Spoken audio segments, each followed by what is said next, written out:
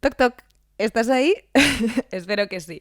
Nosotras estamos preparadas con el podcast que traemos hoy y hablamos de los TOCs, los trastornos obsesivos compulsivos. ¿Qué son? ¿Por qué aparecen? ¿O cuáles son los más curiosos? Y sobre todo, ¿tú qué piensas? ¿Ser muy ordenado es ya un síntoma de que tenemos un TOC? ¿Tú qué piensas? Pues comenzamos ahora. Practica la psicología positiva, un podcast donde potenciamos el bienestar y la felicidad, con Eva Rodríguez y Dafne Cataluña, del Instituto Europeo de Psicología Positiva. Conoce más en iepp.es. Dafne y Eva, ¿cómo estáis? Bienvenidas. Muchísimas gracias por estar otra vez aquí. Buenas. Me da la sensación de que esta semana va a haber movimiento en las redes sociales porque este es un tema que ya nos habían pedido en algún momento, así que yo voy a ir directamente a la primera pregunta, Dafne. ¿Y ser muy ordenado es ya síntoma de que tenemos TOC? Pues mira, para responder a esta pregunta, me parece que puede ser muy interesante el descubrir un concepto dentro de psicología que es la diferencia entre lo que es un estado y un rasgo de la personalidad, ¿vale?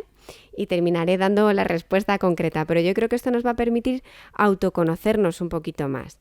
Normalmente un estado en psicología se refiere a que yo he tenido una reacción psicológica, normalmente ante algo que ha ocurrido y tiene un inicio y normalmente un fin, ¿vale? Esto es lo que sucede con el trastorno obsesivo compulsivo. Es un estado. Es algo que realmente no suele estar conmigo de forma constante, sino que, oye, algo ha sucedido que ha precipitado que esto pues empiece a desarrollarse en mí y que si yo intervengo de alguna manera, probablemente ese síntoma desaparece, ¿vale? Se maneja.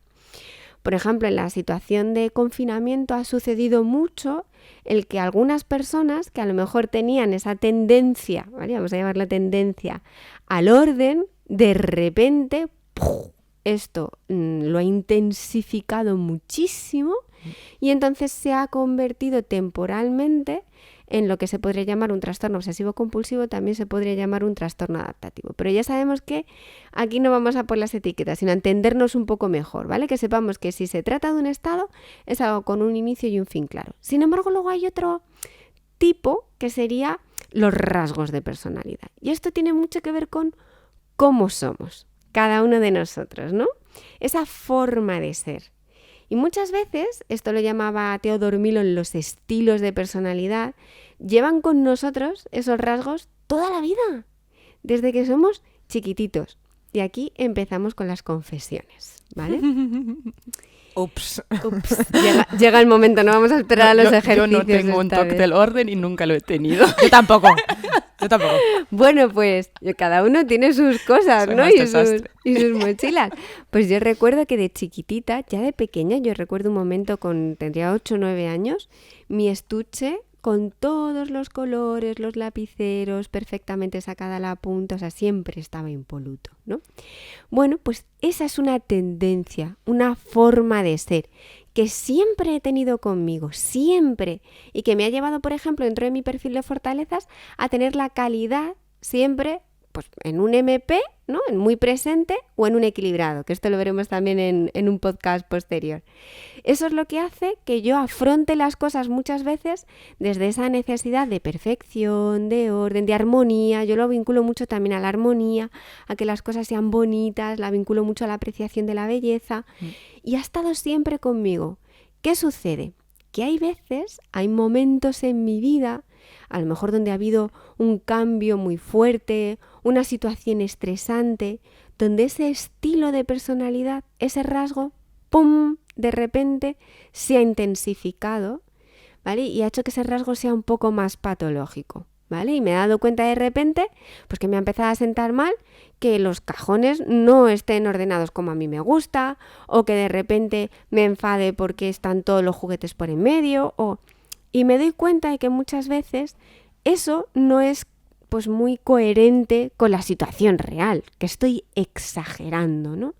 Ahí es donde veo que esa forma de ser constante en mí, que no me da ningún problema habitualmente, al revés, me define de alguna manera, hay momentos concretos donde, ¡pum!, se me va de las manos, ¿no? Y ahí ya es donde tendríamos que vigilarlo. Pero esto es también para tú que nos escuchas o que nos ves, el poder identificar en ti si se trata más de algo concreto y temporal o es algo más a lo largo del tiempo, ¿no? Que forma parte de tu identidad y de cómo te defines. Cuando estábamos preparando este podcast, a mí me vino a la cabeza, por supuestísimo, la obra de teatro y la película de Toc Toc, que supongo que la habréis visto y tú que estás al otro lado seguramente también, porque fue taquillazo además, pero sobre todo también la película de Mejor Imposible. Ay, sí. No sé si la habéis visto. Sí. Que para mí representa muchas de estas situaciones. Y ahí podemos ver pues esa limpieza compulsiva, ¿no? Algunas de las más comunes. El orden, como decía Dafne, o el chequeo constante cuando abría, cerraba la luz para arriba y para abajo. Pero Eva, ¿cuáles son las más diferentes, las que más te han llamado la atención en consulta, que te hayas podido encontrar?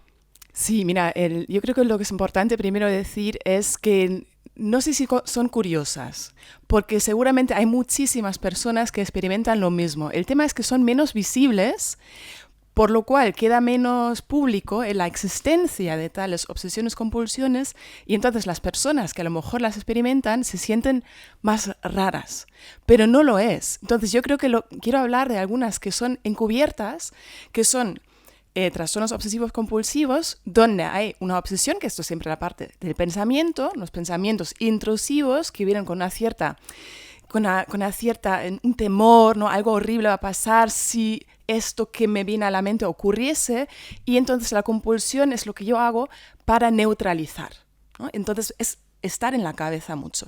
Entonces hay compulsiones que también están en la cabeza, ¿no? Neutralizaciones mentales, y estos quedan no visibles. Entonces, dos situaciones que recuerdo mucho porque además causaron muchísimo malestar a la persona. Fue una chica joven que por primera vez estaba lejos de su familia, lejos de su novio, y con este estrés, en esta fase de adaptación, pues le salieron un TOC que tenía que ver sobre todo con su miedo a ser infiel a su novio.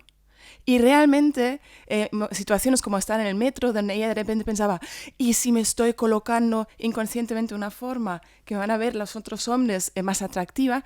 Y le causaba muchísimo malestar. Y de hecho, al final volvió a su casa porque fue algo que no fue sostenible. Entonces, ya veis ahí, ella el mayor sufrimiento que tenía era no solamente eso, porque le parecía también muy ilógico, y eso es lo duro del TOC.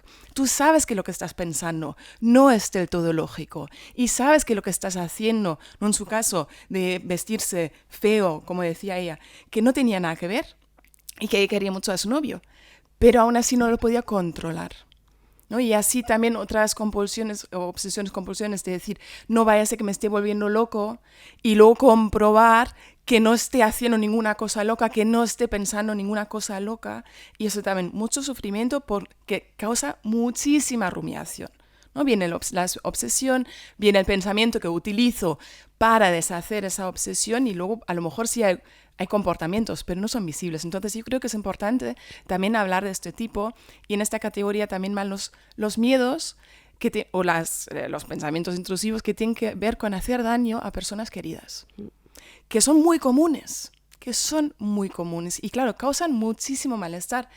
Lo bueno es que ahí, por mi poca experiencia, ¿no? Porque es un trastorno que veo relativamente poco, es ahí el saber que es más o menos compartido con otras personas, tener esos pensamientos intrusivos, ayuda mucho a las personas a dar el primer paso al cambio. Y como no hay una conducta, pues eso a veces ayuda. Pero aún así yo creo que el tratamiento es un tratamiento complicado.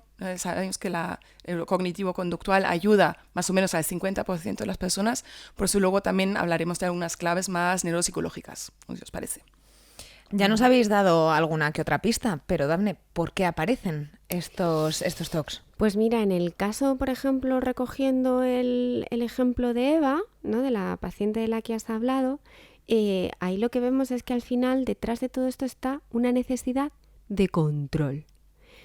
Entendamos que hay diferentes tipos de obsesiones y compulsiones, ¿vale? Pues podríamos tener, como decíamos, pues, la limpieza compulsiva, podríamos tener la más ideativa, que es un número, una palabra que no me puedo quitar de mi mente, o una imagen. Podríamos tener, por ejemplo, también el hecho de tener que comprobar muchas veces si he cerrado la puerta o si me he dejado la vitro encendida, que también es algo muy frecuente. O podríamos también tener el que me imagino, como decía Eva, yo recuerdo a una paciente que acababa de tener un bebé y creía que iba a acabar haciéndole daño, tirándole por la ventana, asfixiándole, cosas así que a veces suceden porque hay cambios hormonales, bueno, ahora lo iremos desgranando, ¿no? Hay de todo tipo, pero incluso la hipocondría, ¿no? Que sería la preocupación por la salud, que en estos momentos ha pegado también un brote, claro, lógico, ¿no? Sí. Contextualizándolo. Pero todos ellos tienen un factor en común. Todos, aunque parezcan muy variopintos, incluso los trastornos de la alimentación, ¿vale? Y es la obsesión pura, es el que hay algo que viene a mí y que yo no puedo controlarlo. Hay algo que me genera incertidumbre y que yo necesito de alguna manera empezar a sentir seguridad, ¿no? Empezar a sentir que yo puedo dominar esto que está sucediendo.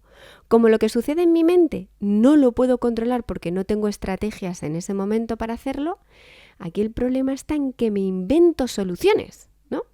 Me invento soluciones porque la mente es muy inteligente y porque somos seres inteligentes para intentar afrontar esto de la mejor manera. ¿Y qué ocurre? Que en un tanto por ciento altísimo de las ocasiones, esas soluciones que se nos ocurren hacen el problema más grande todavía. Que es lo que hablaba Eva de esa compulsión, ¿no? Ayer mismo estaba hablando con una paciente de cómo con todo esto del COVID había desarrollado ahora una preocupación excesiva por contagiar sobre todo a su madre, ¿no? Y bueno, al resto de familiares y de personas con las que se relacionaba.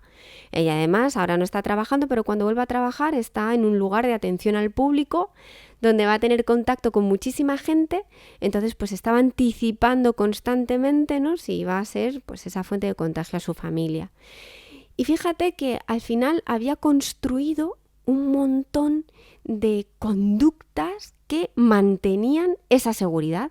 Pues va todos los días a ver a su madre, pero va todos los días a verla con mascarilla, a pesar de que están compartiendo espacios, de que, bueno, como que lo que nos dimos cuenta fue de que todas las conductas que hacía, como limpiar las llaves cada vez que entraba con desinfectante, se quitaba toda la ropa, se duchaba, bueno, una limpieza total y absoluta. Los zapatos también se quedaban fuera, todo tenía que estar hiper mega desinfectado, ¿no?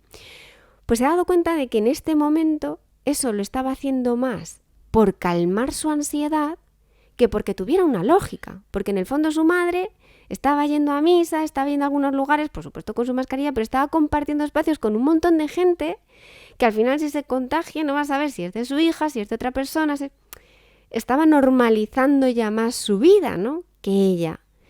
Entonces ayer fue una sesión preciosa donde empezar a decidir qué queríamos empezar a descontrolar, ¿no?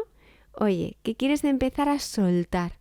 A aceptar que es el momento de empezar a normalizar, ¿no? Y una de las cosas fue pues empezar a estar sin mascarilla con su madre, porque se ven todos los días, es que es una convivencia diaria, es como es como la persona, su pareja con la que está, ¿no? Y al principio, claro, imaginaros, ¿no? ¿Cómo te sientes? Le pregunté, pues siento un poquito de angustia. Lógico, es que esto es lo que sucede cuando empezamos a tomar estas decisiones de empezar a soltar ciertas conductas compulsivas. Lo primero que me viene es la ansiedad, pero aquí es entender lo de siempre, nos habituamos muchísimo más rápido de lo que creemos a las emociones. Entonces va a haber unos cuantos días que esa intensidad va a ser alta, pero luego si la mantenemos, si la aceptamos, hará y bajará, ¿no? Así que el mecanismo que está ahí detrás es el control, y cuando empezamos a soltarlo, la ansiedad empieza a bajar. Ya has dicho que nos traes unas claves, Eva. Si me permites antes, que justo Dafne ha dicho, si nos oyes o si nos ves, y yo siempre veo que hablo mucho de Instagram porque es una de las redes por las que estamos muy activas siempre, pero hay muchísimas personas que nos ven a través de YouTube, que aunque a veces nos olvidemos, tenemos una cámara aquí delante que nos espía mientras grabamos los podcasts. Así que si estás en YouTube, que sepas que últimamente estamos recibiendo un montón de comentarios y me gusta, que estamos ahí, así que si es la plataforma por la que nos ves, encantadísimos estaremos de saber cuáles son tus comentarios y qué piensas de este podcast. Eva, ¿las claves de hoy cuáles son? Pues mira, quería abordar las claves en 3 diferentes niveles. Entonces empezamos con el nivel cerebro. ¿Por qué? ¿Vale? Porque el TOC se trabaja mucho como un trastorno que tiene una base neurológica, una base cerebral. Uh-huh. Por eso algunas personas necesitan medicación, experimentan muchísimo alivio con la medicación, tanto como que las obsesiones vienen con menos fuerza, están menos como pegadas. Y entonces hubo un metaanálisis muy interesante, el más grande que se ha hecho hasta ahora, es el año 2018, de la Universidad de Michigan, y ahí encontraron que efectivamente cuando observan el cerebro de las personas con TOC en una tarea donde hay como errores, observan que el cerebro responde muchísimo a la detección de errores, es decir, la parte del cerebro que detecta un error, algo que está mal, está hiperactivado, y luego la parte que controla, que es una comunicación entre mi cerebro más emocional y la parte que es más racional, que dice, no, oye, no hace falta lavarte otra vez las manos, está poco activado. Es decir, detecto mucho error, pero no tengo la capacidad de controlarlo. Entonces, si tenemos esto en mente, me permito aquí hacerlo como práctico, ¿no? Bajarlo a un nivel más psicológico, una clave sería entrenar tu capacidad de control. ¿Qué parte del cerebro es esa? La misma parte que utilizamos en la meditación para devolver nuestra atención una y otra vez a la respiración. Ahora, esto parece que indica que la meditación es muy bueno para las personas con TOC. Pero, ¿qué nos dice Richard Davidson? Que les resulta muy, muy complicado establecer un hábito porque es altamente desagradable, porque experimentan esa locura, ¿no? Mi cabeza está como loca, que lo digo así, no por juzgar, sino porque yo lo pienso así, cuando estoy meditando y tengo la cabeza a 1000, es muy desagradable. Entonces, ¿qué funciona mejor? El yoga. ¿Por qué? Porque tiene el mismo efecto, yo tengo que mantener mi atención en ciertos lugares, pero hay movimiento y experimentan una menor activación de los pensamientos, ¿no? Las personas con TOC haciendo yoga. Así que si no tienes un TOC, tienes solamente mucha rumiación, mucho movimiento mental, pues el yoga podría ser tu puerta de entrada para luego meditar, ¿no? Es decir, primero hacer yoga y luego meditar después. Eso sería una recomendación para realmente hacer ese entrenamiento cerebral, porque sabemos que estas zonas también experimentan un crecimiento. Eso sería lo primero. Y luego más clásico, si nuestro mayor problema son las obsesiones, la parte de los pensamientos, una de las técnicas clásicas sería darle un espacio y un tiempo muy determinado a esas obsesiones en nuestro día. Se llama tiempo basura, es un clásico, dedicamos 20 minutos de tiempo de reloj a sentarnos y rumiar todo lo que nos da la gana. ¿No? Es como, venga, pensamientos, ahora son las 6, de 6 a 6:20, voy a estar con vosotros. Lo más potente es que si te viene un pensamiento a las 2:35, dices, oye, a ti ya te conozco, tú no es todo un momento ahora, sobre ti voy a pensar a las 6. Incluso tengo pacientes que se lo apuntan, o es que los apuntan, luego se lo contaría a Eva, y luego me lo cuentan, tienen ahí sus listados, y realmente luego no hablamos del pensamiento, porque en el momento que ya lo han pospuesto, 2 días después es como, bueno, uno de estos que no tiene más importancia, que es uno de los objetivos que queremos, que notemos que son solo pensamientos y nada que realmente necesariamente requiere una acción. Y si notamos que son más las compulsiones, algo que me ha funcionado muy bien con pacientes ha sido esa idea de practicar la autonomía, ¿no? Si yo tengo una compulsión, lo has hablado de la comida, ¿no? Ahí a veces el impulso por comer de más aparece muy fuerte en la bulimia, por ejemplo, y una intervención que funciona muy bien es decir, ok, aquí viene mi impulso, pero yo controlo la cantidad. Yo digo 5. Si me quiero comer galletas, pues me como 5. ¿No? Y estas galletas he decidido yo que me las voy a comer. Y entonces ahí ya estamos empezando a quitarle un poco de poder a esa compulsión. Podemos decir el cuánto o el cuándo, ¿no? Y ahí es donde en psicología cognitiva conductual lo que hacíamos al principio mucho era que si tú antes te lavabas 3 veces las manos, pues yo te digo, no, te las lavabas 10 veces. ¿No? Porque ¿qué hacemos? Estamos incluyendo un elemento de control, pero un control relativo, ¿no? Porque está una decisión mía. Y ya puede pasar que si me he lavado 10 veces las manos y es como, ay, qué rollo que ahora me lo tengo que lavar 10 veces. No sé yo si merece la pena. Y a lo mejor unas semanas después decido que si son 10, que más vale 5. ¿No? Y así a lo mejor luego con una vez nos vale. Así que, como ves, estamos intentando trabajar de forma diferenciada lo que es la obsesión, lo que es la compulsión y, claro, lo mejor es lo que ha dicho Dafne, realmente enfrentar la situación donde te surge esa obsesión, reconocerla como es un pensamiento y luego no llevar a cabo esa conducta que te pide el cuerpo, ¿no? Y eso es el entrenamiento que hacemos. Muy bien. Creo que va a estar completo hoy, pero Sí. jolín, vamos a practicar bien. ¿Cuál es el ejercicio de esta semana, Dafne? Bueno, es un ejercicio más porque la verdad es que si nos damos cuenta hemos dado un montón muchísimos. de herramientas. Esta, y voy a ser muy breve en ella porque es muy sencilla, consiste en que esa obsesión que tengamos, sea de la naturaleza que fuere de todos los ejemplos que hemos estado hablando, la recojamos y hagamos una reflexión sobre cuál es la función positiva que tiene esta obsesión en mi vida, ¿no?